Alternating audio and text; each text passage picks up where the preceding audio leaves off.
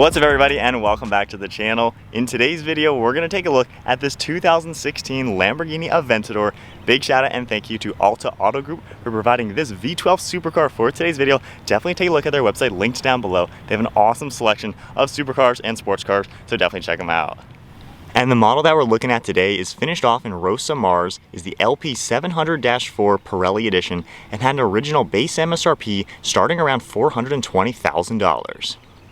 Powering this Lamborghini Aventador is a mid-mounted 6.5 liter naturally aspirated 12-cylinder engine. This V12 pumps out 691 horsepower with 508 pound-feet of torque. It's paired only to the 7-speed single-clutch automatic transmission and sends the power to all four wheels. With a curb weight around 4,000 pounds, you can still expect 0 to 60 in 2.8 seconds with a top speed at 217 miles per hour. It also runs on a 23.8 gallon fuel tank, and you're looking at 10 miles per gallon in the city with 17 out on the highway. The overall length is 188.2 inches with wheelbase at 106.3. Height comes in at 44.7 with width at 79.9, and then ground clearance is 4.1 inches. The Aventador also gets a massive set of carbon ceramic disc brakes in all four corners. They are ventilated and drilled. Up front, it measures in at 15.7 inches with a huge 6-piston brake caliper, and then in back you get a 15-inch rotor with a 4-piston caliper. And then now moving on to the exterior styling with the Lamborghini Aventador. This is Lamborghini's flagship supercar, has absolutely a stunning exterior look with so many sharp and aggressive lines. If we take a look at these LED headlights, you can see the Y shape in them for the DRL, along with a really cool design for the turn signal. If I just tap the lock and unlock button, you can see how that lights up. We also get the projector beam, really edgy design, and you can see all these sharp lines coming towards the point and the front end of this bumper. We also get a satin black splitter in the center portion, and then massive openings on the farthest sides to allow cooling to the radiators. The Pirelli Edition also gets more of this matte black. You can see the red body color coming through it, a cool trim piece on the farthest side, and then this does get 4 parking sensors all up front. Very low and wide car, and I love just how all these sharp lines come together to give the Aventador that unique style. Nothing quite looks just like this car out on the road. It is a very stunning car. You can also see how the trunk lid has a lot more sharp lines in it, and then we also get these carbon fiber trim pieces in the farthest sides in back. Really good design. And then as we move our way to the side profile, you can see just how low this car is and how it has that wedge design where the hood goes up to the windshield like it's all one piece. And if we take a look at these wheels finished off in a gloss black, we get a really cool multi-spoke design. I really love how the red Brembos match the body color paint on this. It really stands out and looks fantastic. We get 20-inch wheels up front and then a staggered set with 21s in the back. Then you can also see the satin black for the entire roof along with these side mirrors. And then we get this really cool Pirelli name with the stripe running all the way down the rear. There's more sharp lines all throughout the roof to match what you've seen in this car already. Then a really amazing side profile.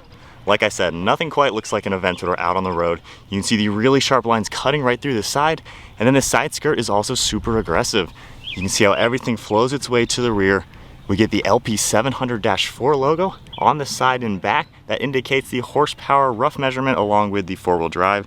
You can see a heat extraction vent, then another nice piece of carbon fiber for the vent. As you can see, we have a huge vent right behind the door to allow more cooling to the engine. We got our gas cap and then more cooling, and then this area right here will even open up as a batwing to allow more cooling to the engine. Moving towards the rear end, you can see the 3 glass pieces above the engine. You can see in it along with that strut brace as well as the rear suspension.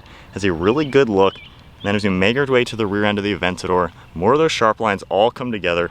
And you can see the LED taillights. We have more of that Y shape, really cool design sunken into the bodywork. The entire upper portion will also lift up as a spoiler. Then you can see more of that satin black trim with the red stripe.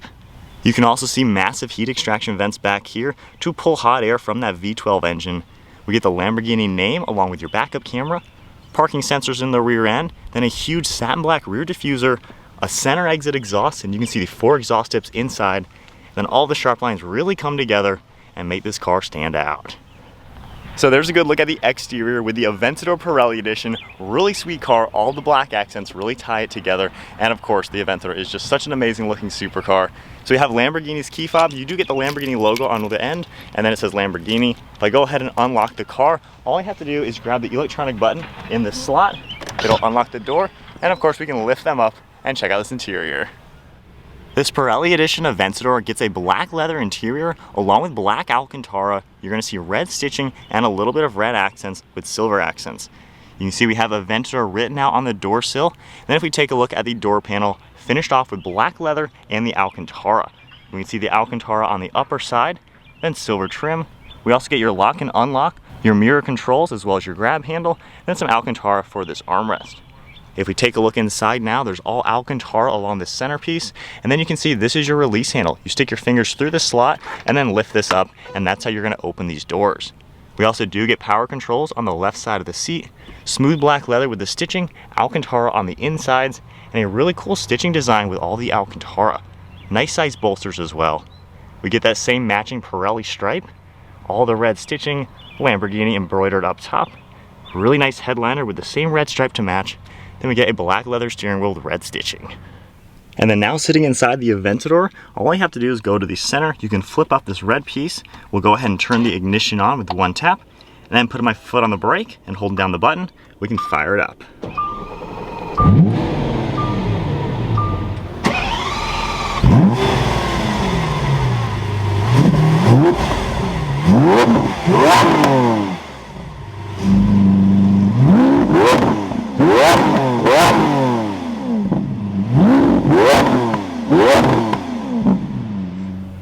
Taking a look at the gauge cluster now, we get a massive tack right in the center. It's a full LCD screen. Over on the right side, you can see some temperature information. Then we have fuel and more temperatures on the left. You can see a screen on the far left and far right side. You can toggle this button down here for mode, and you can see a little bit of information that'll come up, like your date and time, and then a few more things for telephone, auxiliary, and things like that. If we take a look at the steering wheel, we have your Lamborghini logo right in the center, volume control and Bluetooth on the far right side, then a massive set of steering column mounted paddle shifters. They have a really cool look and feel to them. They are a perfect design for this car with more of that hexagonal shapes. And then on the far left side, we can see all of your toggles for your lighting controls as well as the interior lighting. More of this black Alcantara with red stitching. You can see one of the air vents. We have smooth black leather coming across the entire dashboard, and then more of the Alcantara. It's a really good way to see how the door looks now from this angle. But I love the leather with Alcantara just coming together. We get Lamborghini, more of the stitching, 2 air vents, and then we get the screen up top. So to control the screen, we have controls down here as well as all of your climate. You have a few different shortcuts for the navigation, setup, and information. When you toggle any one of these buttons, it'll just go into the different screen. As you can see, there's a few things that'll come up throughout the screen. You can also do your radio, that'll come up, along with media control and things like that. And then on the screen, all your climate controls will come up. If you tap your fan speed, you can see how that is. You just adjust this. This is pretty typical for older Audis, so pretty straightforward if you're familiar with those cars. You have heated seats as well, the recirc icon, you have defrost and air conditioning. And then along all these toggles, we have your window controls on the far left and right side. You just toggle them up and down to control how the window's gonna work. And then right in the center, we also have your engine start-stop feature, parking sensors, traction control, and the front end lift. Then you can see how everything is laid out. We have your 3 drive modes right here from Strada, Sport to Corsa. You just tap this icon and it'll come up on the screen with the different name and it'll adjust the car accordingly. We also have your start-stop button in the center, more of the controls. Some transmission controls are back here for manual as well as reverse. Then we have a really cool piece with more Alcantara stitching and leather. And then back here it looks like we do have a little bit of storage, which is nice to see. Can fit maybe a cell phone. And then one last look at the interior. We do get a glove box as well, which is a pretty decent size. But of course, this is a stunning car to take a look at. You get a really small storage shelf back here. You do get a seat anchor for a car seat. And then if you grab the center portion of these seats, there's a handle you can pull to get these seats out of the way. You can see a little bit better view of the shelf back here. Then we even have the manual release for the engine compartment. And then in here, we can pull that to pop the trunk. And then taking a look at all the storage space underneath this bonnet lid, if we lift this up, you get a pretty small trunk up here as expected. However, there's a divider, and you could probably end up fitting, once you take this divider out, maybe 2 backpacks. So it's not that bad for being what kind of car this is. All right guys, so we are setting off now in the Aventador. So we're in just normal Strada mode and in automatic. The car is pretty quiet, honestly. Now, being a single clutch, you can kind of see me moving a little bit in between gear changes just because it's like a manual transmission. So it's got that old school vibe to it. It's not too bad. I recently drove a Gallardo, which was a little bit more slow to respond. This one's not bad for a single clutch. I kind of like the drama. But when you're sitting in this, the view out is pretty ridiculous. The dashboard is so long. I can literally not even reach the front of the dashboard. It is so different. The windshield is just so far away at the base. Visibility out the front though is actually really good. You can see really nicely through the windshield, little windows up there. The side mirrors are huge, so pretty good view around for sure. Over your left and right shoulder, it's not that bad on the left. Right side actually isn't as bad as I was expecting. Obviously you have the huge C-pillar part of the design of the car, but with everything kind of adjusted, it's not the worst for being a supercar, obviously. So in this mode, it's also pretty decently comfortable. You can actually relax and drive this car kind of normally. You have good armrests, seat is really comfortable as well. And then from there, if we just tap the M button, or you can just click a paddle, we're now into manual and take control using these really nice paddle shifters. Sport mode, it opens up the exhaust valves. You're gonna hear some gurgles and things. It's a lot louder now.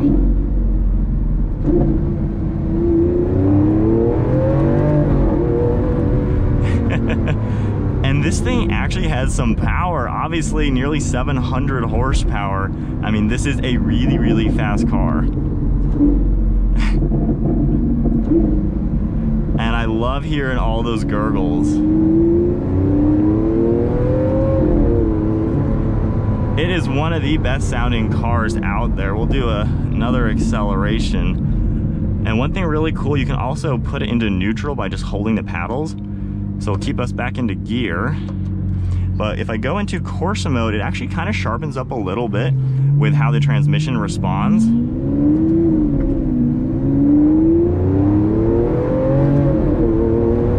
The shift is a little bit quicker and not quite as jerky as sport mode, and I feel like it tones down some of the exhaust.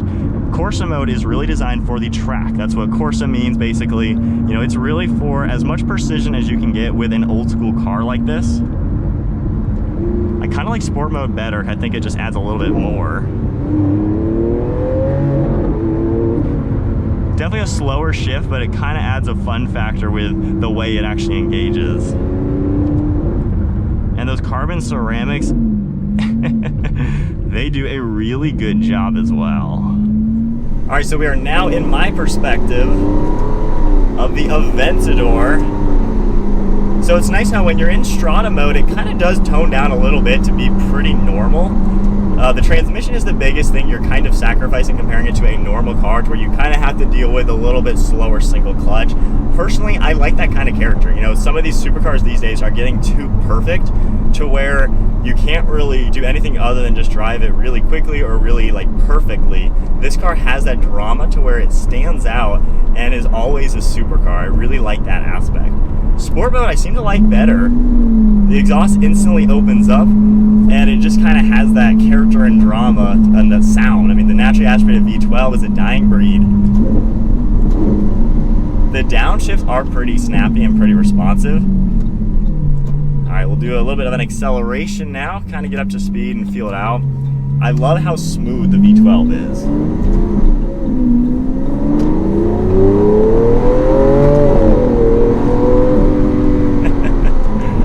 Man, it carries its weight so well. I mean, getting up to 60 is not even a thought in this car. Gosh, it sounds so good.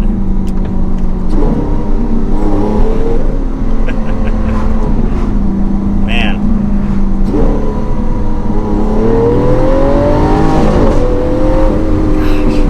Gosh. In between gear shifts, you kind of hear like a snap, like it's banging the gear. That is super cool. Let's see what it does in Corsa mode.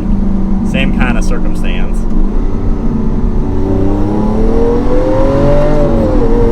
Yeah, much quicker.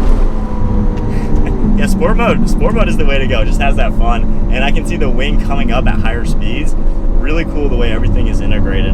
So my overall thoughts for this car, there's nothing to complain about. It's an Aventador naturally aspirated V12 supercar. There's just so much fun about it, and yet you could kind of use it like a normal car. If I owned one of these, I would drive it all the time and just do the normal things in it. I have my camera bag up in front with the divider in place.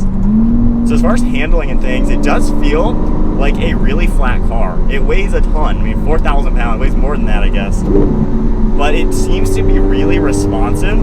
And since it's such a low car and such a flat car, you know, when you take turns and avoid things or just hitting the mountains or something with this is going to be a car that can actually carry its weight really well. And it has the acceleration when you just touch the gas a little bit to really, really get up and go. Gosh. Man, it is just such a smooth power delivery, and I like the interruption in the smoothness with that gear change because it really makes this a supercar.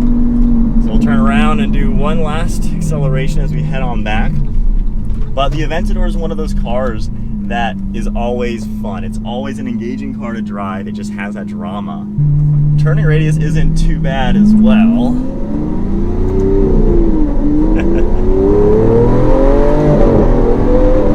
Gosh. This is a cool car. This is the definition, I think, of a supercar. And I don't really have any complaints just because this car isn't trying to be a daily. It's not trying to be anything other than a ridiculous supercar that in today's world is kind of a dying breed, having an engine like this and the sounds it makes and everything. I would love to pick one of these up. And as far as sitting in here at 5'11", you know, I do have about an inch of headroom and pretty decently open in here. So I think a lot of people could actually fit in a car like this and own one of these for sure. You have the front end lift and a lot of just the basic things to make it kind of normal-ish to use, but then you get the crazy drama, the crazy Lamborghini aspects. And this car would be so much fun. They seem to be really reliable as well. People seem to beat on these and they take it, so it's a really solid car to get if you want to have a ton of fun. So I guess that is wrapping it up then for the Aventador. Gosh. And if you guys enjoyed today's video, be sure to give it a thumbs up and hit that subscribe button. Stay tuned for plenty more content. And then big shout out to Alta Auto Group. They have a ridiculous selection of cars. Definitely check out their website, links below. Big shout out to them. This car is pretty awesome. Anyways, that is it for the video. I will see you all in the next video.